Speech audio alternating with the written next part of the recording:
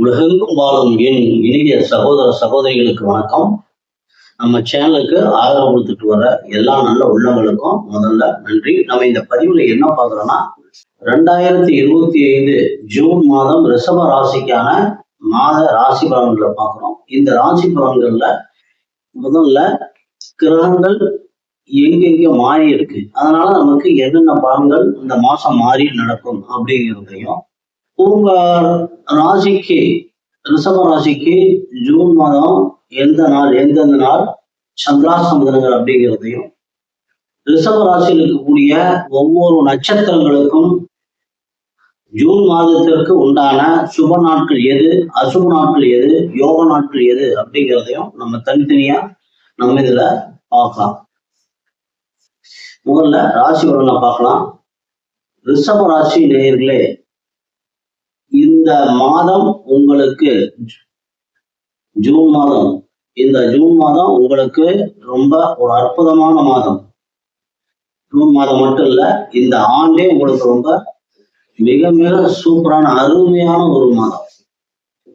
கணவரவு, செல்வ செழிப்பு, தொழில் வளம் அனைத்தும் கைகூடி வரக்கூடிய, அதை துவங்கக்கூடிய ஒரு அருமையான ஒரு மாதம். இந்த ஆண்டு முழுவதுமே இந்த அமைப்பு நீடித்திருக்கிறது. அப்பப்போ சின்ன சின்ன மாதங்கள் வரலாம். உங்களுடைய ராசிநாதனே உங்க ராசிக்கு 6ஆம் இடத்திற்கும் அதிபதியாக வர்றாரு. ரோக சத்ருஸ்தானத்துக்கு அதிபதியா வந்து போன மாசம் லாபஸ்தானத்துல இருந்து உங்களுக்கு எல்லா வளத்தையும் கொடுத்துட்டு வந்த சுக்கிர பகவான் இப்ப ராசிக்கு 12ஆம் இடத்துல அயன சயன போக விரயஸ்தானத்துல வந்து அமர்ந்திருக்கிறதுனால 6ஆம் இடத்து அதிபதி 12ஆம் இடத்துல அமையிறது ஒரு நல்ல அமைப்பு தான். 12ஆம் இடத்துல உங்க ராசிநாதன் இருக்கிறதுனால வெளியூர், வெளிநாடு, இதுக்கு வெளியூர் படிப்புக்கு முயற்சி பண்றவங்களுக்கெல்லாம் இது ஒரு அற்புதமான ஒரு காலம். திருமணத்துக்கு முயற்சி பண்றவங்களுக்கு, காதல் திருமணத்துக்கு முயற்சி பண்றவங்களுக்கு, இது எல்லாமே வந்து குழந்தைகளுக்கு முயற்சி பண்றவங்களுக்கு, இப்படி பல விதங்களை சொல்லிட்டே போலாம். எல்லாமே எல்லா கிரகங்களும் உங்களுக்கு நல்ல ஒரு சப்போர்ட்டா எல்லா வளங்களையும் கொடுக்கக்கூடிய இடத்துல அமர்ந்திருக்கிறாங்க.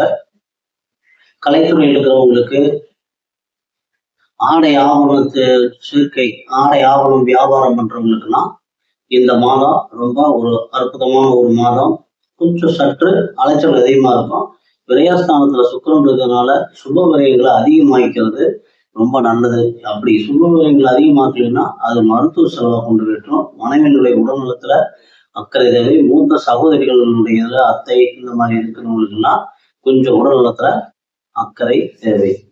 உங்க ராசிக்கு தனபஞ்சமாதி என்று சொல்லக்கூடிய 2ஆம் இடத்திற்கும் 5ஆம் இடத்திற்கும் அதிபதியான புதன் பகவான் இந்த மாதம் 8ஆம் தேதி வரைக்கும் உங்களுக்கு 12ஆம் இடத்துல பயணிக்கிறார். அப்ப 12ஆம் இடத்துல இருக்கிறப்ப இந்த டாக்குமெண்ட்ல கையெழுத்து போடுறது, புதிய ஒப்பந்தங்கள்ல கையெழுத்து போடுறது, வியாபாரத்துல நண்பர்கள் விஷயத்துல ரொம்ப ஜாக்கிரதையா இருக்கணும்னா ரொம்ப முக்கியம்.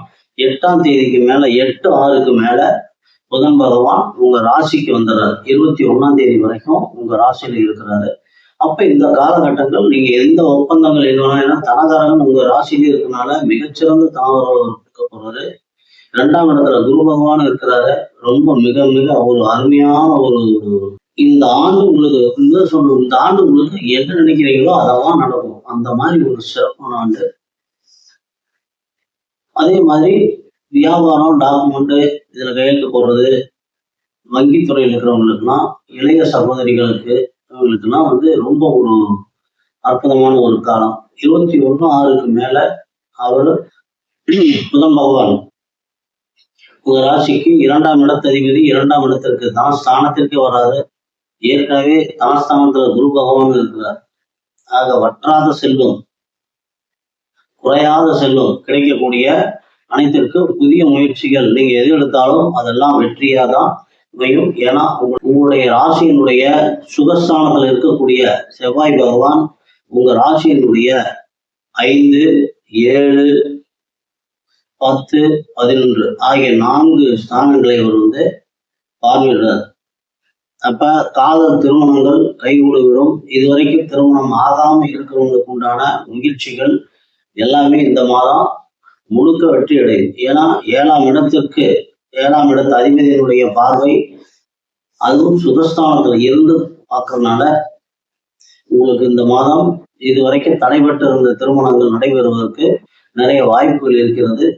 அதுக்கு அடுத்தது பார்த்தீங்கன்னா, உங்க ராசிக்கு 8ஆம் இடத்திற்கும் 11ஆம் இடத்திற்கும் அதிபதியான குரு பகவான் உங்க ராசிக்கு 2ஆம் இடத்துல இருக்கார். அப்ப 11 லாபஸ்தானாதிபதி 2ஆம் இடத்துல இருக்கிறது மிக மிக நல்ல தனவரவு, அற்புதமான ஒரு தனவரவு கிடைக்கக்கூடிய இந்த குரு பயிற்சி உங்களுக்கு அற்புதமான ஒரு பலன்களையே வாரி கொடுக்கக்கூடிய இடத்துல இருக்கிறார்.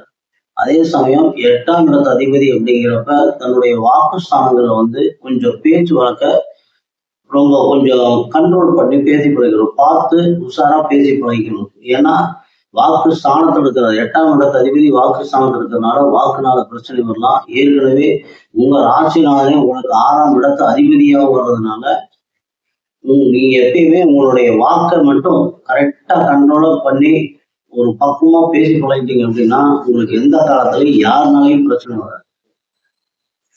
அடுத்து பாத்தீங்கன்னா, உங்க ராசிக்கு 9ஆம் இடத்திற்கும் 10ஆம் இடத்திற்கும் அதிபதியான சனி பகவான் பாக்கிய ஸ்தானாதிபதியும் லாபஸ்தானத்துக்கு வர்றார். சனி பகவான் 11ஆம் இடத்துல இருந்து உங்களுக்கு தொழில் ரீதியான அனைத்து செல்வ வளங்களையும் சனி கொடுப்பார் இவர் கொடுப்பார் என்கின்ற இதுல அவர் நிறைய கொடுக்கக்கூடிய ஒரு அமைப்புல சனி பகவான் இருக்கிறார். அதனால இப்போ இந்த மாதம், இந்த ஜூன் மாதம் குலதெய்வ வழிபாடு அதிகமா பண்ணுங்க. ஏன்னா சனி பகவானும் 11ஆம் இடத்துல இருக்காரு. கருப்பசாமி வழிபாடு பண்றது, எல்லையில் இருக்கக்கூடிய நீர்நிலைகள் ஒட்டி இருக்கக்கூடிய காவல் தெய்வங்களை வழிபடுறது, இதெல்லாம் உங்களுக்கு ஒரு ரொம்ப அற்புதமான ஒரு பலன்களை கொடுக்கும்.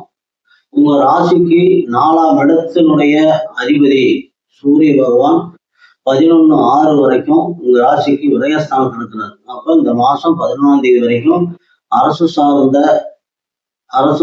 சார்ந்த உதவிகள் கிடைப்பதற்கு தடைபடும். அதே மாதிரி தந்தையிட்டிருந்து வர வேண்டிய வருமானங்கள், தந்தையிட்டிருந்து நீங்க ஏதாவது உதவிகள் எதிர்பார்த்திருந்தீங்கன்னா அதெல்லாம் வர்றதுக்கு வாய்ப்புகள் குறைவு. 11ஆம் தேதிக்கு மேல உங்க ராசியிலேயே உங்களுடைய சுகஸ்தானாதிபதி சூரிய பகவான் இருக்கிறதுனால, புருஷனுக்கு 5ஆம் இடத்து அதிபதியா இருக்கிறதுனால பூர்வீக சொத்துக்கள்ல பாகம் பிரியாம இருக்கிறது. அதனால இப்ப இது வரைக்கும் பாகமே பிரிச்சு கொடுக்காம இருந்த உங்களுடைய தந்தை இப்ப அந்த பாகத்தை எல்லாம் பிரிச்சு கொடுத்துருவார். ஏன்னா 4ஆம் இடத்துல கேது பகவான் வந்திருக்காரு. அதுவும் காலபுருஷனுக்கு 5ஆம் இடத்துல இருக்கிற திரிகோணத்துல இருக்கிற கேது மிகச்சிறந்த ஒரு நல்ல பலன்களை தான் உங்களுக்கு கொடுப்பார். அதனால இந்த மாதம் உங்களுக்கு ரொம்ப ரொம்ப மிக மிக சிறந்த ஒரு மாதம். 10ஆம் இடத்துல ராகு பகவான் இருக்கிறதுனால வெளிநாட்டுல போய் வேலை செஞ்சீங்க அப்படின்னா, உள்ளூரோட வெளிநாட்டுல போய் வேலை செஞ்சீங்கன்னா, அல்லது வெளியூர்ல போய் வெளி மாநிலங்கள்ல போய் வேலை செஞ்சீங்கன்னா மிகச்சிறந்த ஒரு செல்வ செழிப்பை இந்த மாதம் உங்களுக்கு நீங்க எதிர்பார்க்கலாம். நீங்க நினைத்த காரியங்கள் அனைத்துமே இந்த மாதம் முழுமையாக நிறைவடையும். வண்டி வாகனங்கள்ல போறப்ப கொஞ்சம் ரொம்ப ஜாக்கிரதையா போகணும். ஏன்னா செவ்வாய் பகவானுடைய பார்வை ராகுவுக்கும் சனிக்குமே இருக்கிறது. அதனால போறப்ப வர்றப்ப மட்டும் கொஞ்சம் ஜாக்கிரதையா இருந்துக்குங்க. இப்ப ரிஷபராசிக்கான சந்திராசந்தங்கள் 11/6/25 இரவு 8 மணி முதல் 14/6/25 அதிகாலை 5:40 வரைக்கும் உங்களுக்கு சந்திராசந்தங்கள். கிருத்திகை 2, 3, 4 பாதங்கள்ல பிறந்தவங்களுக்கான ஜூன் மாதத்திற்கான சுப நாட்கள் ஜூன் 2, 3, 5, 8, 10, 12, 15, 19, 21, 24, 26, 28, 30. அசுப நாட்கள் ஜூன் 1, 13, 17, 25, 27, 29. யோக நாட்கள் ஜூன் 8, 10. ரோகிணியில பிறந்தவங்களுக்கான சுப நாட்கள் ஜூன் 1, 3, 4, 7, 9, 11, 13, 16, 20, 22, 25, 27, 28.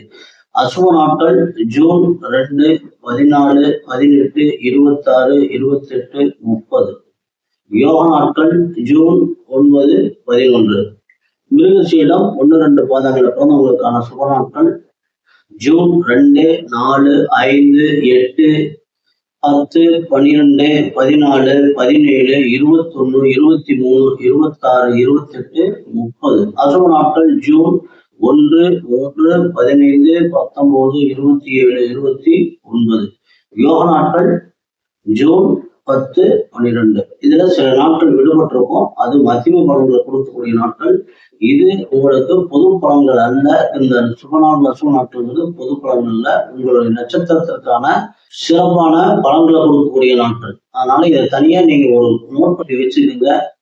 ஒவ்வொரு நாளும் நீங்க ஒரு வேலையை செய்யறப்ப இது நமக்கு நாள் எப்படி இருக்கு அப்படின்னு பார்த்து அதுல நீங்க பயணிக்கிறதுக்கு ஒரு வழிகாட்டிய இது நல்லா அமைந்திருக்கும் அப்படிங்கிறதுல அதுக்காக அதை கொடுத்துருக்குறோம். எல்லாரும் அதை பயன்படுத்திக்கிங்க. மீண்டும் அடுத்த பதிவுல சந்திக்கிற வரைக்கும் எல்லாம் வல்ல எம்பெருமான் முருகப்பெருமான் உங்களுக்கு எல்லா வளங்களையும் நலங்களையும் மாறி வழங்க வேண்டும் என்று வேண்டி இந்த பதிவில் நினைவு செய்கிறோம். நன்றி. மீண்டும் அடுத்த பதிவில் சந்திப்போம்.